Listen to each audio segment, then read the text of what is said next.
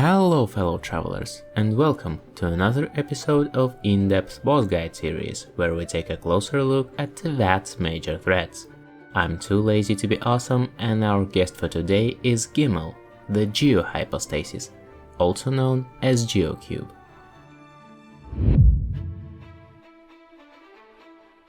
As always, when it comes to fighting a hypostasis, we can only deal damage to its core, which is normally protected.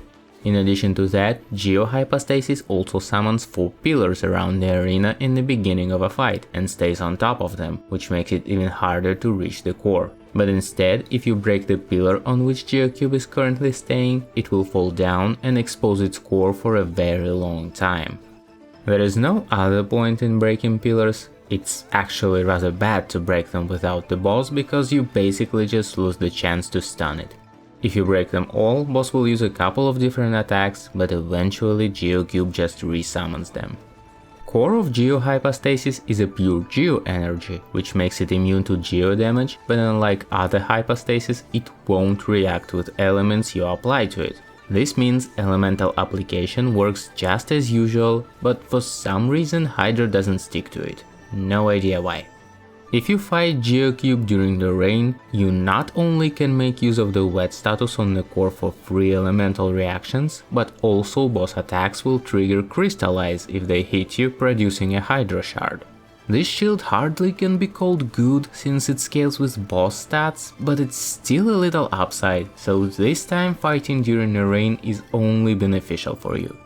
Now let's figure out how to handle Geo Cube's moves. First, you should know how to destroy summoned pillars as fast as possible. Damage you deal to them doesn't scale with your stats.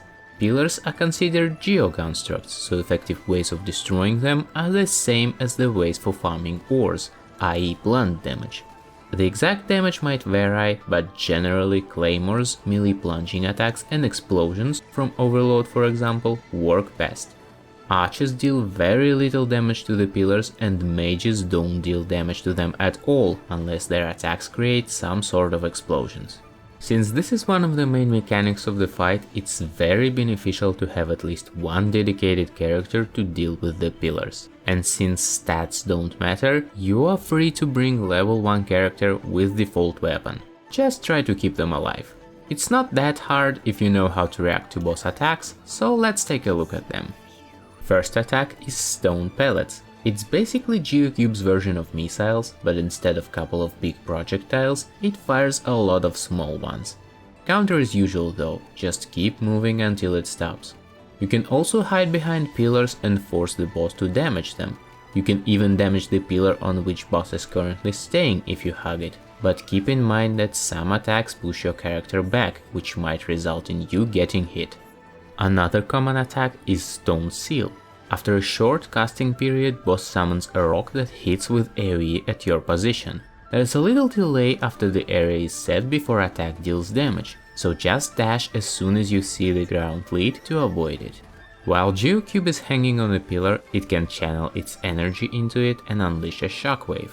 You can't avoid this attack using dashing iframes, but the channeling is quite long, so you have enough time to run away from it. Alternatively, you can stay above the ground to avoid shockwave. Even simply jumping works here, but the timing is pretty tough, so I would not recommend this way unless you feel especially fancy, of course. Tremors is sort of enhanced version of shockwave. On this attack, each pillar will be pulsating, dealing quite a lot of damage in the area around several times. You can avoid it standing far enough from each pillar or above the ground, but in order to help you, a small geoparticle appears near the pillar on which boss is currently staying.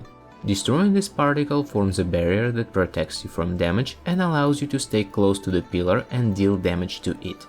Unlike common elemental particles, this one doesn't need elemental application to be destroyed. Instead, it acts just as pillars, so blunt damage is the most effective way to get rid of it. When you break all of the pillars, Geo Cube will fight on the ground for some time and start using a bunch of different attacks. One of them is Hammerfall. It's a big area attack, but it has a long charging time, so you can easily get out of it. Boss also sends 3 shockwaves as a follow-up for the initial hit, but since Geo Cube exposes its core after the attack, it's better to get towards it to avoid AoE, so you'll probably never notice the follow-up anyway. Also on the ground, boss can use clap. There is not much to say about it, it's just a quick clap.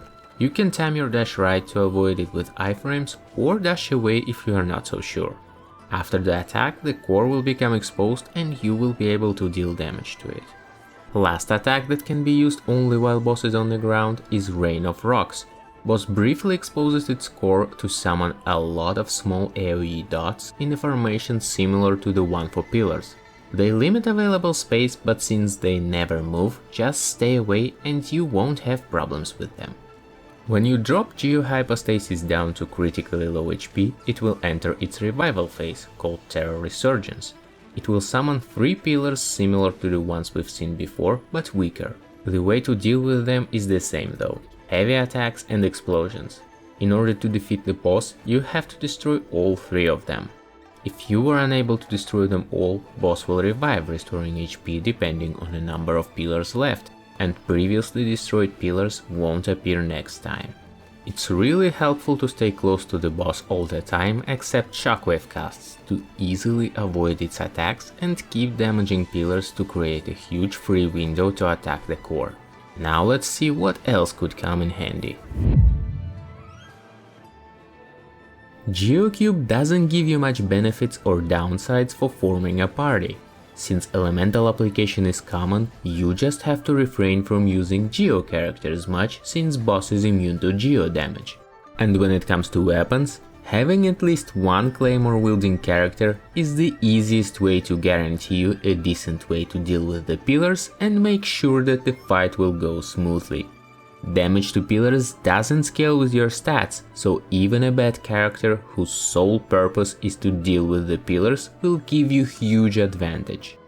If you think that ranged characters would be great because with them you shouldn't care about pillars at all, you'd be actually wrong.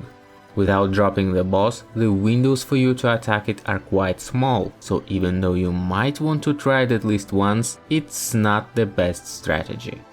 One absolutely incredible character for this fight is Razor.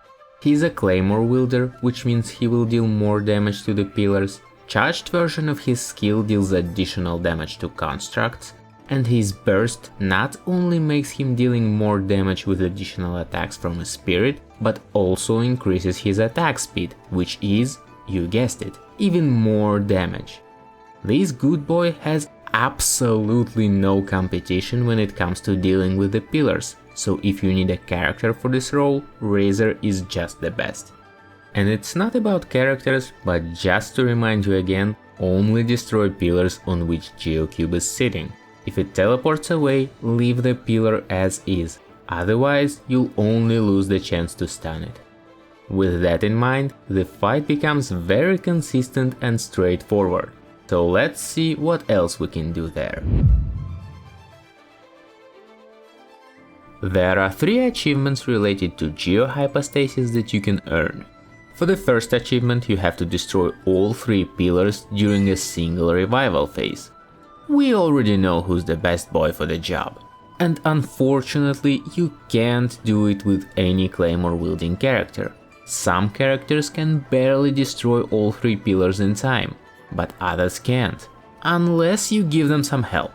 For that, you can use Burst of Sincho or Yelan. They deal little damage to pillars, but it's enough help for claymore wielding characters to destroy all 3 of them in a single phase with ease. Also, Zhongli's skill simply destroys these pillars, so you can use it to win some time. It seems like you can't destroy all 3 at once, but you can easily deal with 2 for sure. Alternatively, you can do it in co-op. Unlike enemies, pillars don't scale with the number of players, so you'll have much easier time destroying them if you are not alone. For the second achievement, you have to drop Geo Cube from the pillars at least 3 times in a single fight. If you follow the tips I mentioned before, it just comes down to whether you have too much damage to kill it sooner or not. So if you're killing it faster, just take a break while it's stunned. You'll get the achievement as soon as the boss falls down for the 3rd time. Last achievement is probably the toughest one. In order to get it, you have to fight Geo Cube without breaking its pillars. For that you have to rely solely on ranged characters, and I highly recommend to do it in co-op. You will only get the chance to attack the core after Tremors and during or after Stone Pellets and Stone Seal, and it's much safer if you are not the target. You still should keep few things in mind before you try it. Archer's aimed attacks are the best tool for the job, because with them you can make sure that you will always target the core instead of the pillars. Some characters' abilities might be helpful, although not all of them are safe to use. For example, Raiden's skill procs on each hit dealing additional damage, but it also deals a little damage to a pillar. But Lisa's burst can safely target the core even if it's on top of a pillar. Also, don't combine Pyro and Electro characters, because Overload procs deal significant damage to pillars and you risk to break them. To be honest, the achievement is more time consuming than hard, so just bring a decent ranged character and some patience. You'll get the achievement as soon as you trigger the revival phase without killing the boss. That's all I have for you this time, fellow travelers. Thanks so much for watching. I hope you'll have a nice day, and I'll see you in the next one.